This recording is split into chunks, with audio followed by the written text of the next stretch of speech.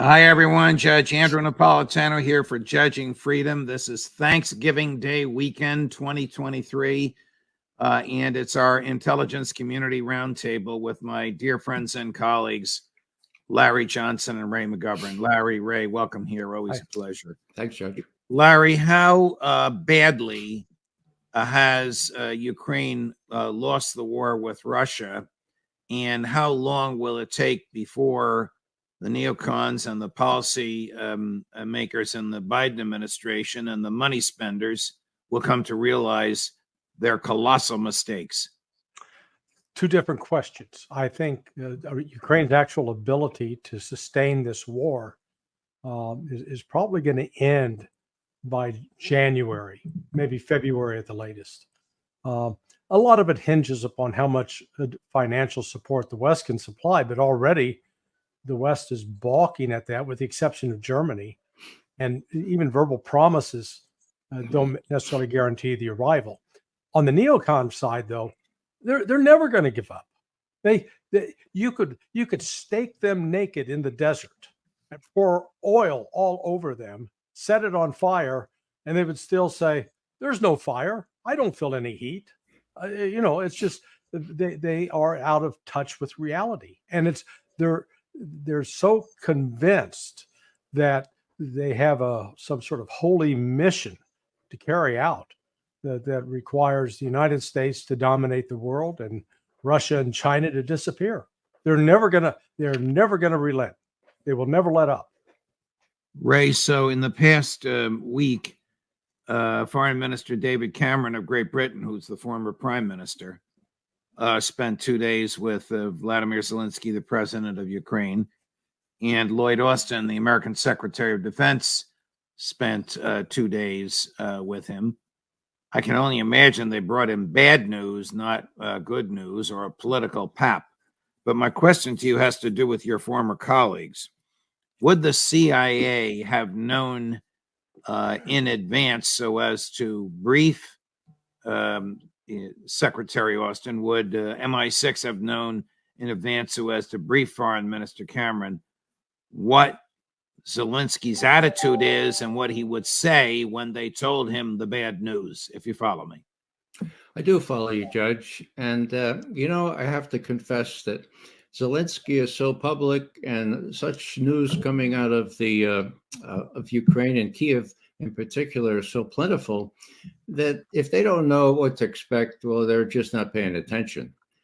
Now, what I think Cameron and Austin are saying is, look, we're really giving a good try. You've really given a good try. We ain't got no money more. We don't have more ammunition. And so see what kind of deal you might be able to make. And, think about it, Zelensky, because, there comes a time to fold the cards. Now, with respect to Cameron, the British pretty much are running the protective cordon around Zelensky, as I understand it. I imagine Cameron would say, we're hurting for money too, and we may have to return those security guards that we give you, and what happens to you then? So, these games are played all the time. But I think you're quite right, Judge. It's bad news they're giving him, and what the neocons are going to do when it's finally clear that they've lost, well, it all depends on what the Russians do. And if the Russians continue just to attrit, could we get into the election season that way? I suppose we could, but who knows, Between the two of you, there is a lot of hands-on experience in this end of the world, and your answers were generally in sync with each other. But if you read the Washington Post, it said Cameron went to reassure them, and Austin went to promise the aid that he needs. That has got to be a bald-faced CIA planted lie, Larry. Well, maybe, and it could be they're actually telling him that, but who's going to use those weapons? They've already admitted they don't have the manpower. Just the other day, they had one of their intelligence professionals were saying, we need to impose a draft 17 to 70. Wow. 70-year-old men out there trying to, carry a 60-pound pack with an automatic weapon. Ain't gonna happen. So that's what I'm saying. They're trying to avoid the inevitable, but the reality is anybody can. The Washington foreign policy establishment, for the most part, has read the tea leaves, and Ukraine and Zelensky are not long for this world. They have no means to sustain the conflict. That's what people aren't getting. Ray, when we started with these interviews, probably around the time the war started in February of last year, you and Larry and even our other former intel folks told us the same thing. The analyst, correct me if I'm wrong, the analysts gather what they believe is truthful information from a variety of sources. By the time it makes its way all the way up across the ocean to Langley and then to the White House, it's what the senior people think the president wants to hear, irrespective of what the analysts got or the officers got, and irrespective of how they risk their lives to get it. Has that changed since it is now obvious that Ukraine is lost? Judge, the intelligence system is totally corrupted. At which level it's most corrupt doesn't really matter. If people are telling their superiors what they want to hear, well, that's what happens at the top here. Witness the fact that Bill Burns, who some people thought might be the adult in the room, has declared publicly that not only has Russia lost in Ukraine, but the ineptitude of the Soviet military has been made manifest to the whole world. I mean, give me a break. It's just the opposite. Now, why would he be saying that? Because his boss is delusional, okay? Didn't Biden say today again that that Hamas had beheaded some children? I mean, the guy is not compass mentis. And so they could say these things. What they think they achieved by saying them was just a little bit more time. And maybe they'll get out of office in another year or maybe before, with rats deserting the sinking ship. Larry, a Turkish orchestrated flotilla of about 1,000 boats, commercial and personal, not military, is making its way as we speak towards the Eastern Mediterranean in an effort to block food supplies from getting to Israel, or it's not clear, in an effort to bring food, fuel, medicine, water supplies to the Gazans in the southern part of Gaza. What is this all about? Is this President Erdogan slowly, step by step, using NGOs, non-government organizations, beginning to get involved in the conflict? Well, it wouldn't be the first time this, in 2014, when Israel was in Gaza at that time, the Turks ginned up a humanitarian mission. And as I recall, I think the Israelis killed at least one Turkish sailor or one individual on the ship. There's the ship. They killed 10. They injured 100. And the Israeli government eventually forked over $20 million. Yeah, so this time it will be different. Back then, Turkey was willing to overlook Israel's genocide, Israel's human rights abuses. Not now. Erdogan has invested too much with his mouth in terms of supporting the Palestinians that he cannot back down. So what this creates is a real interesting situation, really dangerous situation, that as the Turks press on, the Israelis may try to stop them with firearms, with sea guns. And at that point, then you look at the possibility of an actual hot war between Turkey and Israel. So I see the United States will be trying to referee to see if they can avoid that. But again, I think this is a case like where everybody's got all of their dander up, all their anger is on the full force, and people are not going to necessarily make rational decisions. Ray, does the CIA advise Mossad or advise its bosses in Langley about what's going on, what the intention of the Turks is, what military they have? what the Israeli Navy or Marines, I don't even know who does this, are prepared to do? In other words, does Joe Biden, Lloyd Austin, Tony Blinken, Jake Sullivan, whoever, have a report so they know what to expect, what's happening here? 1,000 ships, it's got to be a couple of thousand human beings. Sure, Judge. Mossad advises the U.S. intelligence community, as they do advise directly people like Jacob Sullivan and others. And the U.S. community buys this kind of thing. Now, it's the tail wagging the dog, okay? Back in 2010, when the Mavi Marmara was attacked by Israel, killing those Turks that you mentioned, and one U.S. citizen, the U.S. didn't say diddly. When we tried to sail out of Greece the next year in June of 2011, we were told, nope, you can't sail because the Greeks need a loan from the IMF. And Obama says, you won't get that loan if you go out into them and get attacked by Israel. We don't want Israel to attack you, but we can't prevent it. So you stay in harbor here, brand new ship, all outfitted, all kinds of people on that ship, on that little boat. And we couldn't get out of the Athens port there. It was just, why? Because when Obama went to Netanyahu and said, look, please don't attack these guys. So this is a U.S. boat. He said, forget about it. If they come into our purview, we're not going to guarantee anything. So we were restrained. We weren't allowed to get out there. And that one U.S. citizen that was killed a year before, nobody took up that cause. It's a long time since you could say, I am a Roman citizen, or I am an American citizen. Right. Seriously. But Larry, is this likely to lead to a larger conflagration? Let me restate what I said earlier. Is this President Erdogan's way of starting something without being overt about it? I mean, these are NGOs. I don't even know if they have weapons on these boats. Yeah, they're not armed, but I'm sorry. Say again, please. Yeah, they're not armed. These are not. My understanding is they're not military vessels.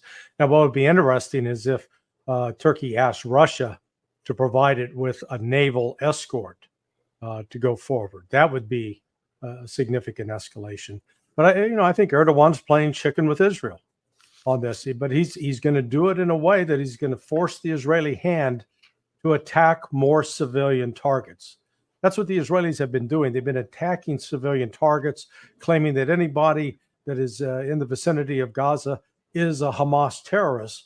Even newborn babies are Hamas terrorists. It's so obscene what they're saying and doing and getting away with up to this point. So now with the ceasefire starting to take place, you're going to see efforts to push more humanitarian aid in there. And Israel, I never discount the ability of the Israelis to make a terrible mistake. They shot up the USS Liberty years ago. Oh, that was a catastrophe, and the U.S. just went home with its tail between its legs. Ray has written and, as you know, spoken extensively on that.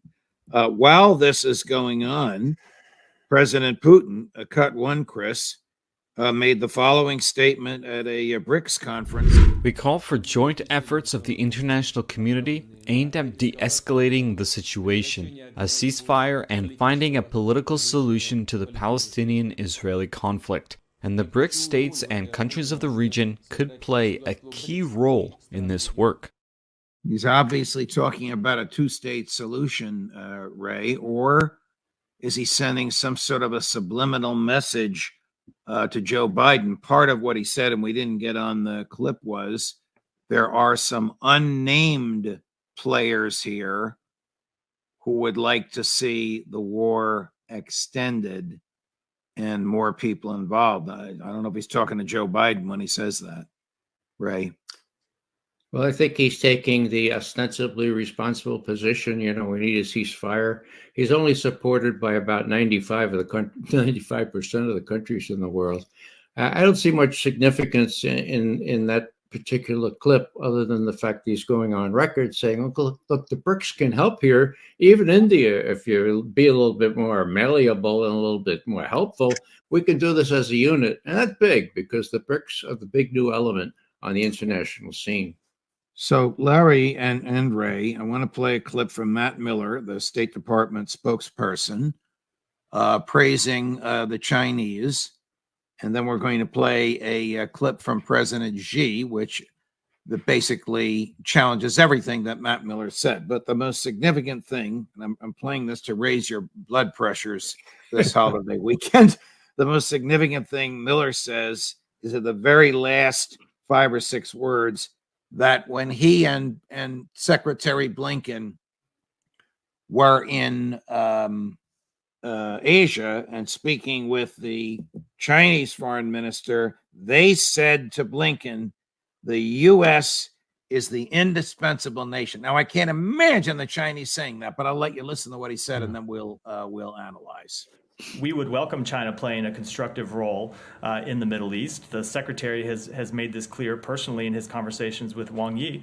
I called Wang Yi on our first trip to the Middle East and said if there's anything they can do to prevent the conflict from widening in terms of using the lines of communications that they have available to countries in the Middle East, we would welcome that.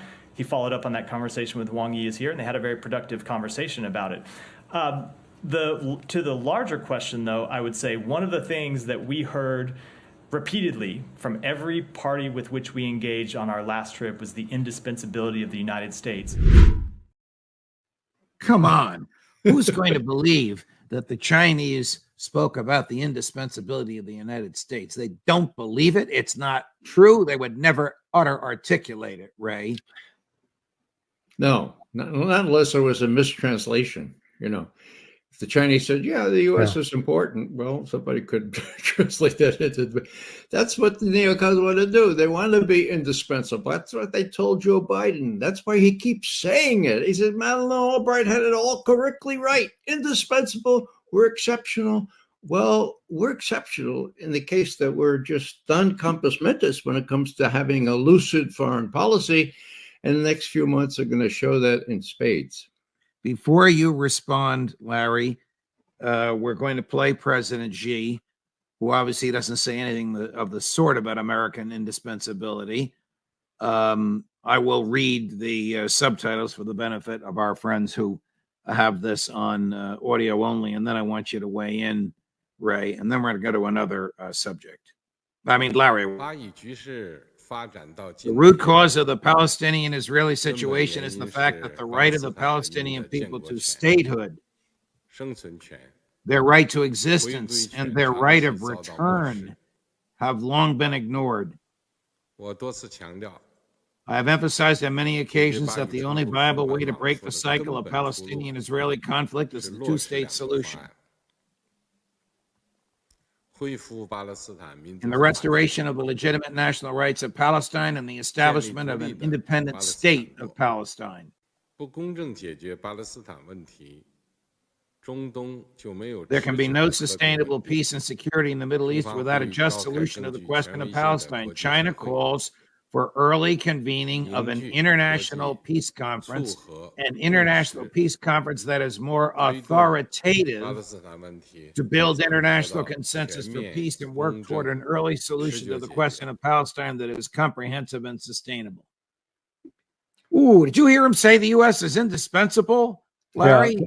No, and in fact, what he was meeting with the Arab foreign ministers and representatives of the Organization of Islamic Countries, who had had a meeting about a week and a half prior to this in Saudi Arabia. And at that meeting, you had Iranian prime minister meeting with MBS. And then you also had Bashar al-Assad of Syria meeting with Erdogan of Turkey. They've been at odds. So they took that on the road to China. And China was emphasizing that he was aligning with them, recognizing what they wanted and really opposing U.S. policy. And then those same foreign ministers and OIC reps, they went to Moscow, had the same sit down with Lavrov and then with Putin, which I believe that previous clip you showed with Putin also was addressing those individuals. Right. So if the United States is so damn indispensable, why is it that when Anthony Blinken showed up in Turkey to meet with the Turks, they sent like the deputy mayor of Palookaville to meet him at the airport? You know, Right. if you think you're dispensable or indispensable, you send your top guy. You don't send the water boy from the junior varsity team. Got it. Got it. 60 years ago, this weekend, the country was torn apart over the assassination of President Kennedy, and all of a sudden, Lyndon Johnson was the president of the United States, and Lee Harvey Oswald was eventually murdered, and on and on and on this goes. Ray, you have studied this at great length, so I'll ask you point blank. Who murdered John Fitzgerald Kennedy? The evidence is very clear that the CIA masterminded the whole thing. There were people co-opted from the Secret Service, people from the military. There were people involved in this plot that have not yet been revealed, but the evidence is crystal clear that Allen Dulles, former CIA director, orchestrated this thing and then insinuated himself onto the Warren Commission, ran the Warren Commission, and came up with that cockamamie idea that was just one bullet and was fired by Oswald's rifle. We're getting to the bottom of it now, and the question is today's CIA much different from those guys? And unfortunately, it isn't. In my view, it should be abolished.